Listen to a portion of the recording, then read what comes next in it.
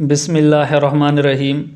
حضرت انس رضی اللہ تعالیٰ عنہ بیان کرتے ہیں، رسول اللہ صلی اللہ علیہ وسلم نے ابی بن کعب سے فرمایا، اللہ نے مجھے حکم فرمایا ہے کہ میں تمہیں قرآن سناؤں۔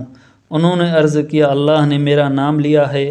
آپ صلی اللہ علیہ وسلم نے فرمایا، ہاں۔ انہوں نے عرض کیا، میرا رب العالمین کے ہاں ذکر کیا گیا ہے؟ آپ صلی اللہ علیہ وسلم نے فرمایا، ہاں۔ یہ سن کر ان کی آنکھوں میں خوشی کے آنسو بہنے لگے، اور ایک روایت میں ہے، اللہ نے مجھے حکم دیا ہے کہ میں تمہیں سورۃ البینہ سناؤں۔ انہوں نے عرض کیا، میرا نام لے کر آپ کو بتایا ہے؟ آپ صلی اللہ علیہ وسلم نے فرمایا، ہاں۔ پس وہ رونے لگے۔